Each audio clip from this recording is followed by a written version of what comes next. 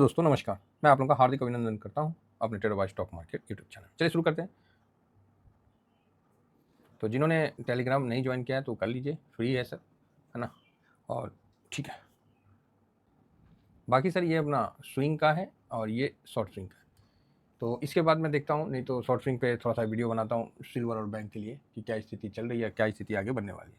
फिलहाल हम थोड़ा सा आज स्विंग वाला है जिसको भंडारा है उस पर अपना हम क्या करते हैं, तो जितना भी पोजीशन है वो बतलाते हैं ड्यूरिंग मार्केट में, ये सब डिस्कस होता है। तो चलिए शुरू करते हैं। कल ये वीडियो आप ज़रूर देखिएगा। इसमें हो सकता है कि बहुत आदमी को कुछ कमी दिखेगा, बहुत आदमी को इसमें कुछ सच्चाई दिखेगा।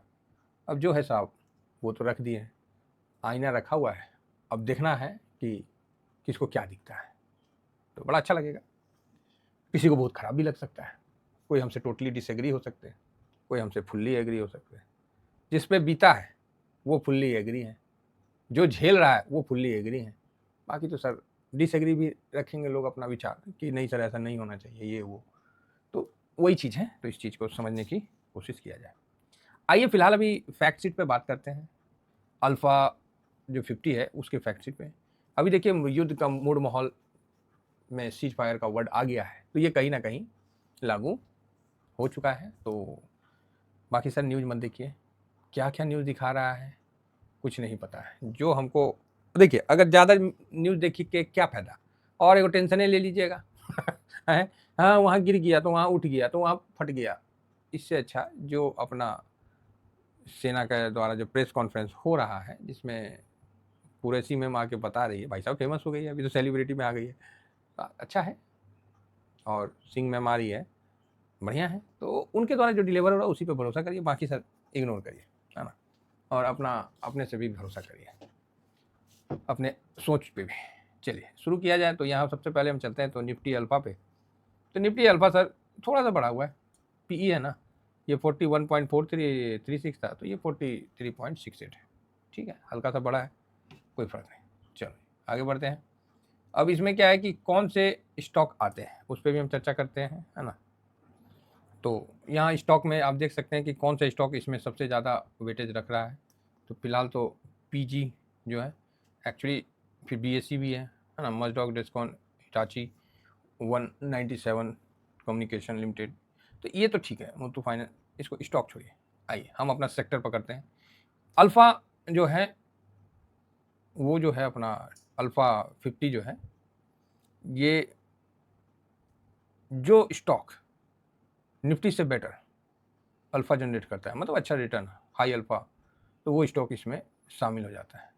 ठीक है, ये वो 50 स्टॉक। तो इसमें सारे खतरनाक स्टॉक मिलेंगे। आप सोचोगे कि नॉर्मल मिले तो नहीं।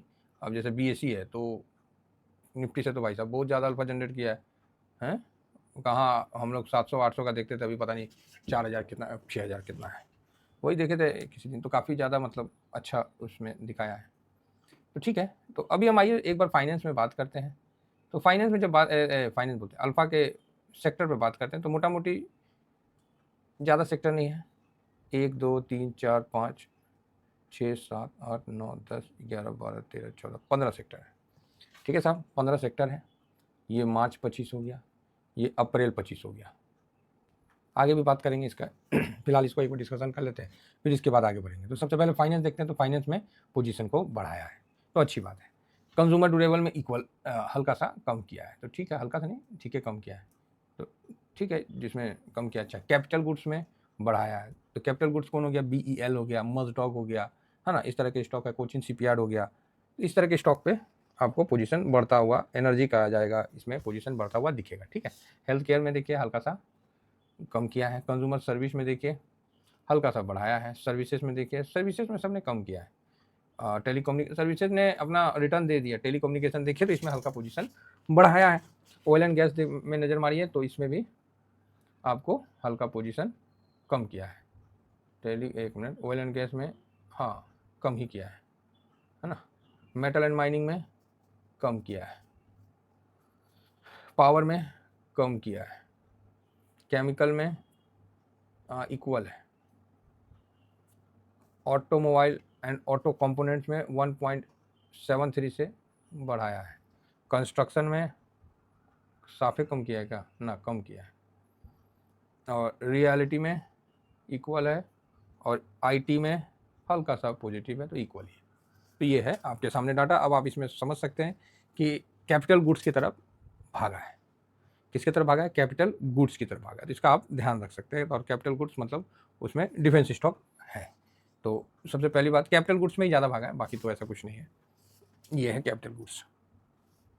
खुल जा सिम सिम, हाँ खुल गया। अच्छा, बोलने के बाद खुल रहा तो यहाँ सर आप देख सकते हैं कैपिटल गुड्स जो 19 है, देखिए मस्डॉक, पावर इंडिया, कोचिन सीपीआर है ना, तो यही सब इसके अंदर स्टॉक आता है। सुजलॉन, बीईएल, एचएएल, तो इस तरह के स्टॉक इसके अंदर आते हैं। तो मस्डॉक वगैरह है, तो ये एक अच्छा बात है। कंज्यूमर ड्यूरेबल में कम किया है थोड़ा। तो इसमें कौन कौन से आते थे? तो इसमें यही आते थे, डिस्कॉन, अंबर, पीजीएल, कल्याण ज्वेलर्स, वोल्टाज। तो ये तो स्वाभाविक है कि अब वोल्टाज वोल्टाज पे तो भाई उसने रिटर्न तो दे दिया, अब क्या रिटर्न देगा? इस साल का तो उसने रिटर्न वगैरह दे ही दिया है, वो चीज़ है। ठीक है, चलिए आगे बढ़ते हैं। तो ये हम लोगों ने समझ लिया कि हमको कहाँ किस में फोकस करना है।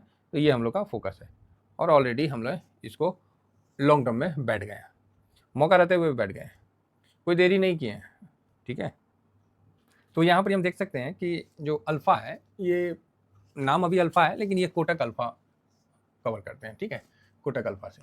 तो यहाँ अच्छा है, ये अभी 500 मूविंग एवरेज से, ये डे का चार्ट है, और 500 मूविंग एवरेज से ये टच मार के ऊपर की तरफ आ रहा है। तो ये एक अच्छा सूचना है। ठीक है सर, तो बढ़िया है। अगर ऊपर आ रहा है तो इसमें कोई प्रॉब्लम नहीं है, चलेगा, अच्छा है। तो यहाँ से एक पॉजिटिव संकेत देखने को मिल रहा है। हालांकि इसकी गिरावट काफ़ी शानदार होती है और काफ़ी फास्ट होता है, उसी तरफ बढ़ने में भी ये तेज़ी दिखलाता है, लेकिन अभी जो है उतना तेज़ी नहीं दिखाया ये ETF। इस ETF का जो मतलब एक है ना, बहुत ही फास्ट है। तो ये मतलब 32-33% गिरा है, तो वहाँ से रिकवर तो उतना नहीं हुआ है। तो ये भी जैसे आप कहे होंगे ना कि सर अल्फ़ा लो वॉलेटाइल रिकवर नहीं हुआ है, क्योंकि अल्फ़ा के बारे में कोई बोलेगा नहीं।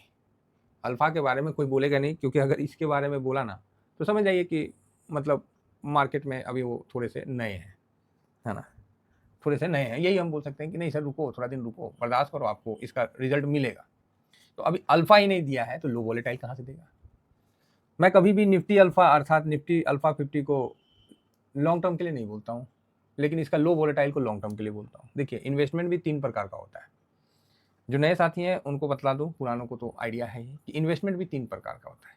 एक लॉन्ग टर्म, ठीक है, एक लॉन्ग टर्म को सपोर्ट देने, एक पैसा में लॉन्ग टर्म को सपोर्ट देने के लिए स्विंग, और एक उसको भी बीट करने के लिए शॉर्ट स्विंग। तो सबसे ज़्यादा पैसा किस में बनता हुआ दिखता है? इसमें 2 ही दिन में बन जाएगा। मपांग खरीदे, अगला दिन ही 11% हो गया उसका अगला दिन 10% बेच दिए, पैसा बन गया। तो ये शॉर्ट स्विंग आपको तुरंत बनता हुआ दिखेगा। और इसको जब हम किसी को कवर करते हैं तो कम वैल्यू वाला और कम वॉल्यूम वाला ETF नहीं कवर होता। इसीलिए देखिएगा शॉर्ट स्विंग में मैं ज़्यादा ETF को नहीं करता हूँ, जो है वही को कंफर्म वाला वही करता हूँ। ये हो गया स्विंग।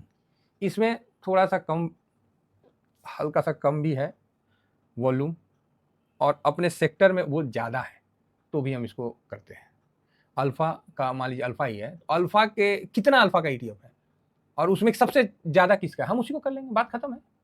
वॉल्यूम के हिसाब से, वैल्यू के हिसाब से थोड़ा 19-20 हो सकता है ना, उस हिसाब से। और इस ये फिर काफ़ी अच्छा आपको रिटर्न बना के देता है, आपके साल के उसको बढ़ा देता है। ये आपका मतलब ये साल का जो है ना रेशियो को थोड़ा सा बढ़ाने का मदद करता है। अभी जिस तरह गिरावट है, 6 महीना से कुछ नहीं दिया है, एगो ढेला नहीं दिया है। अब जिसने जिस स्विंग में बुक कर रखा है 15-20 बार, तो उसका लिए तो बन गया ना पैसा। यहाँ तो ढेला नहीं दिया लॉन्ग टर्म में, यहाँ तो पैसा बन गया। बात समझे? और जब लॉन्ग टर्म में पैसा भागेगा तो फिर ये आपका बनेगा। और लॉन्ग टर्म में जो रखते हैं इसमें भी हम कम वैल्यू वाला, कम वॉल्यूम वैल्यू वाला ETF रखते हैं, लेकिन अपने फील्ड का वो टॉप होना चाहिए, इसका भी ध्यान रखना चाहिए। चलिए, इसी के बीच में आ गया ध्यान में, क्योंकि कई लोग बोल रहे थे कि सर ALPL30 ETF में सर वॉल्यूम थोड़ा कम है, तो भैया वो मेरा लॉन्ग टर्म वाला है और वो अपने फील्ड में मजबूत है। बाकी आपकी मर्जी है साहब, मेरा जो पोजीशन है वो मैं आपके साथ शेयर करता हूँ और आप देख के इसको समझ सकते हैं। तो फिलहाल अभी ये भागा नहीं है, क्योंकि भागने का टाइम दूसरे का था, तो वो भाग रहा था, डिफेंस भाग रहा था। इसका भी टाइम आएगा, नोट कर लीजिए, अगला महीना तक ये आपको अपना जलवा दिखा देगा। इतना ही कहकर अपनी वाणी को विराम देता हूँ। Thank you very much. जय हिंद, जय भारत।